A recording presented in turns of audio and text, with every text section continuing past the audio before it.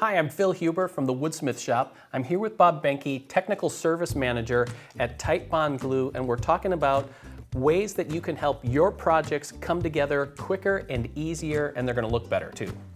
Right. And you've come up with 5 steps on how to do that? That's right. So we want to do a dry fit, you want to prepare your glue and accessories, then you want to get your cleanup items, then you want to do the glue up, and at that point in time you want to wait for the glue to cure. Okay, so let's step through each one of those. Let's talk about a dry fit. And here we're talking about bringing parts together without glue. That's what we mean by dry. That is correct. And what you're looking for is to make sure that the parts fit correctly, okay, make sure they're in the right orientation. We do get calls about people gluing in things backwards and how to get them apart. So this is the area where you put the parts in, you can mark them so that they get together correctly. And have the right number of clamps, right? And have the right number of clamps so that you're not running once the glue hits the wood. That's not the time to go, oh, I need some more clamps, and go run for them. So. Okay, now what about the glue and accessories that we need to think about? So you want to make sure that you're choosing the right glue. The dry fit should allow you to look at how fast or how slow it's going to be to glue it up. You can choose the 2 or the 3 based on how fast it's going to set. 2 setting much faster than the Titebond 3.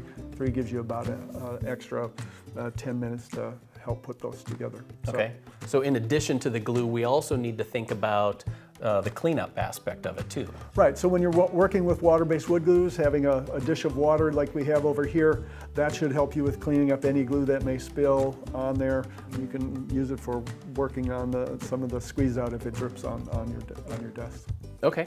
Now, we also want to think about the glue up stage, which I think is probably the part most woodworkers want to get to right away. Right, and you want to spread the glue on evenly, about a 6mm heavy construction paper thickness for the glue. And then, especially with a mortise and tenon like we have here, you want to work quickly. Right. You want to get them on before the tenon swells and the mortise shrinks. At that point in time, you're slamming them together and then scraping off all the glue, and you end up with some starved glue joints at that point. So that maybe is where you're talking about putting glue on, putting the joint together, rather than putting glue on all the joints and then trying to get everything together. Right, and now there are some joints that you can do that with, but a mortise and tenon, you want to slam them, get them fast. And putting the right clamping pressure on too. Right, you don't want to over clamp. Our rule of thumb is you want the least amount of clamping pressure to keep the parts together during that drying process. Yeah, and then we come to the last part of it, which is probably the most difficult part, which is being patient and allowing the right time. Right, so but if you need to get in and out of the clamps, the Titebond 2 will allow you to do that in about 30 minutes. Okay. With Titebond 3, usually you want to leave them about an hour to 2 hours. But before you start machining, you want to look at what you're doing. If it's a tabletop, you don't want sunken glue joints, so you might want to wait maybe 3 days before you start sanding on that. Eliminate sunken glue joints. For this particular setup, usually 24 hours would be fine.